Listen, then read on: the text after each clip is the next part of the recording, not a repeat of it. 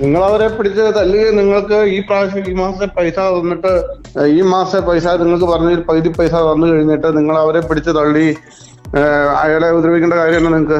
എന്റെ സഹാവേ, നിങ്ങൾ എന്നിട്ട് വിഷയമൊന്നും മാറ്റണ്ട. നിങ്ങളെ നമ്മൾ തന്നിട്ട് വിടാതിരിക്കുന്നതാണ്. നിങ്ങൾ അടി മേടിക്കേണ്ട സമയം കഴിഞ്ഞിരിക്കുക. എന്റെ പൊന്നു സഹായ എന്നെ വേണമെങ്കിൽ കൊന്നു. നിങ്ങൾക്ക് പണി അറിയത്തില്ല കേട്ടോ. എനിക്ക് സത്യമായിട്ട് നിങ്ങളുടെ പണിയൊന്നും അറിയത്തില്ല. സത്യമായിട്ട് അറിയത്തില്ല. പണി മനസ്സിലാക്കി തരാം. എനിക്ക് സത്യമായിട്ട് നിങ്ങളുടെ പരിപാടി പണി മനസ്സിലാക്കി തരാം. എന്റെ പൊന്നു നിങ്ങളുടെ കുടുംബത്തില് നിങ്ങൾ പറഞ്ഞ കാര്യം അന്തസ്സായിട്ട് ഞങ്ങൾ ചെയ്തുകൊണ്ടിരിക്കുക. നിങ്ങൾ ആ പ്രസ്ഥാനത്തിൽ വന്നാൽ അയാളെ ഉപദ്രവിക്കേണ്ട കാര്യമൊന്നുമില്ല. എന്റെ പൊന്നു സഹാവ്, അയാൾ എന്നെ ഉപദ്രവിച്ചത് അതൊക്കെ ഞങ്ങൾക്ക് അറിയാം. അവിടെ വന്നു കഴിഞ്ഞാൽ നിങ്ങൾ സെക്രട്ടറിയോട് പോലും നിങ്ങളോട് പറയാതെ അവരെല്ലാവരുടെ കൂടി നിങ്ങളുടെ പൈസ ഉണ്ടാക്കി തരാനുള്ള ശ്രമത്തിലാണ്. എന്റെ പൊന്നു സഹാവേ, സംഭവം നടന്ന അങ്ങനെയൊന്നും അല്ല. സത്യത്തിലുള്ള സംഭവം. നിങ്ങൾക്ക് അതിന്റെ വിഷമം വരുമ്പോഴേ നിങ്ങൾക്ക് മനസ്സിലാവുള്ളൂ. സാബു, എന്റെ വിഷമം ഞാൻ വേണമെങ്കിൽ സാബുവിന് അതിന്റെ ബുദ്ധിമുട്ട് വരുമ്പോഴേ സാബു മനസ്സിലാവുള്ളൂ. സാബുവിന് പൈസ തരാനുള്ളത് ബാങ്കിൽ നിന്ന് തരാനുള്ളത് തരണം. അതിന് ഞങ്ങൾക്കറിയാം. നിങ്ങൾക്ക് ആശുപത്രി കേസ് ഉണ്ടെന്നും അറിയാം. നിങ്ങൾ അത് അറിഞ്ഞുകൊണ്ട് എന്നോട് പറഞ്ഞ് ഞാനൂടെ കൂടി അവരെ വഴക്ക് പറഞ്ഞു ഓരോ കാര്യങ്ങളും ചെയ്യിച്ചോണ്ടിരിക്കും അവിടെ. എന്റെ പൊന്നു സഹാവേ, ഞാൻ പറഞ്ഞു അനുഭവിക്കുമ്പോൾ മനസ്സിലായിക്കോളൂ. അത് പൈസ ഇട്ട് ഇത്രയും കാലം അവിടെയായിരുന്നു പൈസ ഇടുന്നത് മുഴുവൻ. അത് കഴിഞ്ഞ് പിന്നെ ഞങ്ങൾ ഒരു സ്ഥല കച്ചവടം വന്നു. ഞങ്ങൾക്ക് കഞ്ഞിക്കുഴിയിലേത് കേട്ടിട്ട് വെച്ചുമാറ്റം വന്നു. ഞങ്ങൾക്ക് അന്നേരം പൈസ വേണ്ടി വന്നു. അന്നേരമാണ് അറിയുന്നത് ഇങ്ങനെയുള്ള പ്രശ്നങ്ങൾ. അതായത് നമുക്ക് 10 ലക്ഷം രൂപ അഡ്വാൻസ് കൊടുക്കണമായിരുന്നു.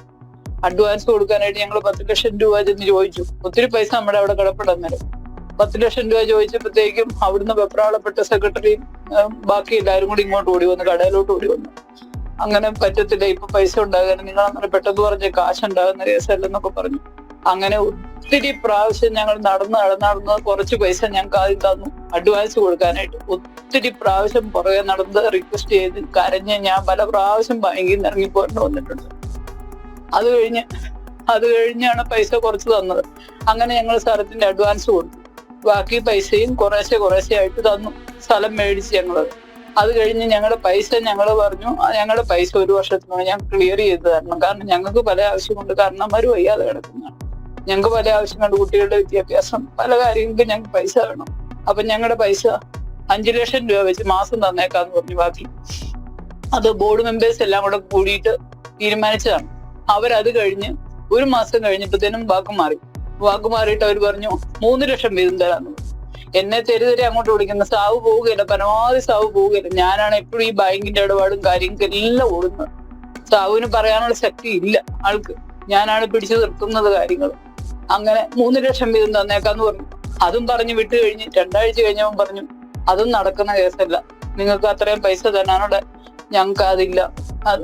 സാറേ പറഞ്ഞ വാക്കായിരിക്കും. വാക്ക് പറഞ്ഞതനുസരിച്ച് ഞങ്ങൾക്ക് പൈസ വേണം, ഞങ്ങൾക്ക് പല കാര്യങ്ങളും നടത്താനുണ്ട്. അങ്ങനെ പറഞ്ഞു. അത് കഴിഞ്ഞ് പിന്നെ അവർ ബോർഡ് മീറ്റിംഗ് വെച്ച് പിന്നെയും വിളിക്കുക, ഞങ്ങളെ തരാന്ന് വിളിക്കുക. ഞങ്ങൾ മാസം തോറും പൈസ കയറ്റുമ്പോൾ ഒരിക്കലും സമയത്ത് തരത്തില്ല. ചാച്ചനൊക്കെ അറിയാം. അതിനോടൊക്കെ പറഞ്ഞ് ഞാൻ അമ്മച്ചിയും ചാച്ചനും വയ്യാതെ ഇവിടെ കിടത്തിലാണ്. എന്നിട്ട് കട അടച്ചേച്ചാണ് പോകുന്നത് ചോദിക്കാനായിട്ട്. അവിടെ ചെന്ന് കഴിയുമ്പോഴത്തേക്കും ഒരു തരത്തിലും നമ്മളെ ഹരാസ് ചെയ്യുന്ന രീതിയിലാണ് സെക്രട്ടറിയുടെ ഒക്കെ പെരുമാറ്റം. ഒരു പ്രാവശ്യം റെജി എന്ന് പറഞ്ഞ സെക്രട്ടറി എന്നോട് ചോദിച്ചു, അമ്മയ്ക്ക് ക്യാൻസർ ആയിട്ട് നീ വന്നേക്കോളൂ, പൈസ ചോദിക്കാനായിട്ട് ചോദിച്ചു. അതുപോലെ വിഷമിച്ച ദിവസങ്ങളുണ്ട്. കരഞ്ഞു കൂവി അവിടെ നിന്ന് ഇറങ്ങി ഓടുക ചെയ്തു. പല ദിവസവും മാർക്കറ്റിൽ വെച്ച് കരഞ്ഞിട്ടുണ്ട്. അവരെന്റെ പുറകെ വന്നിട്ടുണ്ട്. അങ്ങനെ ആ അവസ്ഥയിൽ ഞാൻ പല പ്രാവശ്യം കരഞ്ഞ് എല്ലാ പ്രാവശ്യവും സാവുരം വിളിക്കും. ഇവിടുന്ന് കടയടച്ചേച്ച് അങ്ങോട്ട് വരും. കടയടച്ചേച്ച് വന്നിട്ട് ബാക്കി ചോദിക്കും പൈസ. എന്നിട്ട് പിന്നെ ബോർഡ് മെമ്പേഴ്സ് പിന്നെ മീറ്റിംഗ് കൂടിയിട്ട് പറഞ്ഞു 1 ലക്ഷം രൂപയും ബാക്കി നിങ്ങളുടെ പലിശയും കൂട്ടി ഓരോ മാസം തരാന്ന് പറഞ്ഞു. ഓക്കെ, ഞങ്ങൾ സമ്മതിച്ചു. അവര് പറയുന്ന അവരുടെ സാമ്പത്തിക പ്രതിസന്ധി ഉണ്ട്, സമ്മതിച്ചു. അവർ ബാങ്ക് ലോണായിട്ട് കൊടുത്തേക്ക് പുറത്ത് കിട്ടുന്നില്ലെന്ന് പറഞ്ഞു. ഓക്കെ, ഞങ്ങൾ സമ്മതിച്ചു. നിങ്ങൾ പറയുന്ന എഗ്രിമെന്റ് ഞങ്ങൾക്ക്, പക്ഷെ ഞങ്ങൾക്ക് പൈസ കിട്ടും. ഞങ്ങൾക്ക് പല ആവശ്യങ്ങളുണ്ട്, പിള്ളേരുടെ കാര്യങ്ങളും എല്ലാം നടക്കണം. 1.25 ലക്ഷം. ഓക്കെ, 1.25 ലക്ഷം എന്ന് പറഞ്ഞേച്ച് പോന്നിട്ട് എല്ലാ മാസവും സമയത്ത് ചെല്ലുമ്പോൾ ഒരിക്കലും പൈസ തരികയില്ല. ഉച്ച കഴിഞ്ഞ് വൈകുന്നേരം മണിക്കൂറുകൾ അവിടെ പിടിച്ചിരുത്തുകയാണ്. ഞങ്ങളെ അതുപോലെ ദ്രോഹിച്ചിട്ടുണ്ട്. അതുപോലെ ദ്രോഹിച്ചിട്ടുണ്ടെന്ന് പറഞ്ഞാൽ ഞങ്ങൾക്ക് പറയാൻ പറ്റാത്ത അവസ്ഥ. സാവു ഭയങ്കര ഹരാസായി. ഇങ്ങനെ വിഷമം കാരണം ഒരു തരത്തിലും പറ്റത്തില്ലാത്ത അവസ്ഥ. അത് കഴിഞ്ഞ മാസം ക്രിസ്മസിന് സാധനം എടുക്കാൻ പോകാനാ, കുറച്ച് പൈസ തരാൻ പറഞ്ഞു. അന്നേരവും ചെന്നപ്പോ പൈസ ഇല്ല, അവര് തരത്തില്ല. അത് വായിക്ക് വരുന്ന എല്ലാം അങ്ങ് സംസാരിക്കുകയാണ് അവര്. നിങ്ങളൊന്ന് മേടിച്ചെടുക്കുന്ന കാണാലോ. അങ്ങ് കഴിഞ്ഞ് ഈ ക്രിസ്മസിന് സാധനം എടുക്കാനായിട്ട് കുറച്ച് പൈസ തന്നു. സാധനം എടുത്തോണ്ട് വന്നു. ഇപ്പൊ പെട്ടെന്ന് ഞാൻ എനിക്ക് ഈ വൈറൽ പനിയും ചുമയൊക്കെ ആയിരുന്നു. പിന്നെ അതിന്റെ കൂടെ ബ്ലീഡിങ് തുടങ്ങിയിട്ട് ഒരു 10 വർഷമായത്. ഇപ്പൊ യൂട്രസിന്റെ പ്രശ്നങ്ങൾ ഇങ്ങനെ വെച്ചോണ്ടിരിക്കുവായിരുന്നു. അമ്മച്ചി വയ്യാതൊക്കെ കിടക്കുന്നതുകൊണ്ടും അങ്ങനെ നീട്ടി വെച്ചോണ്ടിരിക്കുവായിരുന്നു. അപ്പൊ പെട്ടെന്ന് പോകേണ്ടി വന്നു. എന്നിട്ട് ഞങ്ങള് 4 മണിക്ക് ഇവിടുന്ന് ഇറങ്ങിയിട്ട് 5 മണിയായപ്പോ ബാങ്കിൽ ചെന്നു. 4 ആയപ്പോ ചെന്നു. 4 തൊട്ട് 5 വരെ റിക്വസ്റ്റ് ചെയ്ത് ചോദിച്ചു, കുറച്ച് പൈസ താ, നമുക്ക് ഓപ്പറേഷൻ ഒരു 2 ലക്ഷം രൂപയിലും ആവും. ഇൻഷുറൻസ് കിട്ടുമെന്ന് ഓർത്തോണ്ടിരുന്ന ഇൻഷുറൻസ് എടുത്തിട്ട് 1 വർഷമായുള്ളൂ. അത് യൂട്രസ് സംബന്ധമായ രോഗങ്ങൾക്ക് കിട്ടുകയില്ല. അത് 2 വർഷം കഴിയണം. അപ്പം നമുക്ക് പൈസ ഉണ്ടാണ്, 2 ലക്ഷം രൂപയിലും പെട്ടെന്നുണ്ടാണ്. അപ്പൊ അങ്ങനെ പൈസ തരണമെന്ന് പറഞ്ഞു. അവിടെ 5 മണി വരെ നിന്നിട്ടാണ് ഞങ്ങൾ ഹോസ്പിറ്റലിലേക്ക് പോകുന്നത്. എന്നിട്ട് അവരൊരു മൈൻഡ് പോലും ചെയ്യുന്നില്ല. പൈസ ഇപ്പൊ ഉണ്ടാകുകയെന്ന് പറഞ്ഞിട്ടായിരുന്നു. പതിനോട് വേളമായിരുന്നു. പിറ്റേ ദിവസം സാവി എന്നപ്പോ അവർ പൈസ കൊടുത്തില്ല. എന്നിട്ട് കൊച്ചി എന്ന് റിക്വസ്റ്റ് ചെയ്തു, എന്റെ അമ്മയുടെ ചികിത്സയ്ക്ക് എനിക്ക് എന്റെ അമ്മയെ വേണം, ജീവനോട് വേണമെന്നൊക്കെ പറഞ്ഞുകൊണ്ട് ചെന്ന് റിക്വസ്റ്റ് ചെയ്തപ്പോ 40,000 രൂപ തന്നു. അത് കഴിഞ്ഞ് വൈകുന്നേരം മൊത്തം ഒരു 80,000 രൂപ എല്ലാം കൂടെ തന്നു പൈസ. അത് കഴിഞ്ഞ് 80 രൂപ അവിടെ കെട്ടിവെച്ചു. 80 രൂപയും കൊണ്ട് വല്ല ആവും. ഞങ്ങൾ പറഞ്ഞു ഹോസ്പിറ്റലിലെ ബില്ല് നിങ്ങൾ അടച്ചാൽ മതി എന്ന് പറഞ്ഞു. എന്നിട്ട് പോലും അവർ തരുന്നില്ല. അത് കഴിഞ്ഞ സാവു രാവിലെ പൈസയ്ക്ക് വേണ്ടി ചെന്നു. അതും കടയടച്ചിട്ടേച്ചാ പോകുന്നത്. കടയടച്ചിട്ടേച്ച് ചെന്ന് കഴിയുമ്പോഴത്തേക്കും മറ്റേ ബിനോയ് എന്ന് പറയുന്ന പുള്ളി, പോടാ പുല്ല എന്നൊരു പുള്ളി, പോടാ പുല്ല് പൈസ മേടിച്ചോണ്ട് പോകുന്നതാണല്ലോ. അവരന്നേരം ജീപ്പയിലെ കുറെ കേക്കും ആ സാധനങ്ങളും എല്ലാം കെട്ടിക്കൊണ്ട് പോവാണ്. സാവ് പറഞ്ഞു ഇതുപോലെ ഹരാസ് ചെയ്യാനില്ല. റെജി പറഞ്ഞു എന്നോട് സംസാരിക്കും, ഞാൻ ആ പൈസ നിങ്ങളോട് മേടിച്ചത്, എന്നോട് സംസാരിക്കാൻ പറഞ്ഞു. സുജയും റെജി ബിനോയ് ആ ഹരാസ് ചെയ്തെന്ന് എന്നോട് വിളിച്ച് പറഞ്ഞത്. അതുപോലെ ഹരാസ് ചെയ്ത് പോന്നു. അത് കഴിഞ്ഞ് 3 മണിയാകുമ്പോ അക്കൗണ്ടിലേക്ക് കുറച്ച് പൈസ ഇട്ട് തരാന്ന് പറഞ്ഞു. 3 മണിയായപ്പോ വിളിച്ചപ്പോ ഫോൺ എടുക്കുന്നില്ല. അത് കഴിഞ്ഞ് രണ്ടാമത് ആരോ ഫോൺ എടുത്തു. ആരാന്നറിയത്തില്ല. എനിക്ക് എന്നോട് വ്യക്തമായിട്ട് ആരോ പറഞ്ഞേ, ബിനോയാണ് ആരോ, ബിനോയെ നിങ്ങൾ തല്ലിയില്ലേ, സാവു തല്ലുന്ന ഒരാളല്ല, തല്ലിയെങ്കിൽ തെളിവ് കാണിക്കാൻ പറഞ്ഞു. ഞാൻ എന്തേലും വഴക്കം എന്ന് പറഞ്ഞാലും അങ്ങനെ ദേഷ്യപ്പെട്ട് പറഞ്ഞു, കാരണം പൈസ കിട്ടണ്ടേ. എന്നിട്ട് ബിനോയെ നിങ്ങൾ തല്ലിയില്ല, നിന്റെ വെരി കേസ് കൊടുക്കാൻ പോവാന്ന് പറഞ്ഞു. എന്നിട്ട് വേറൊരാളുടെ കൊടുക്കാന്ന് പറഞ്ഞു. കൊടുത്ത ആരുടെ VR സജിയുടെ കയ്യിലാണ് കൊടുത്തത്.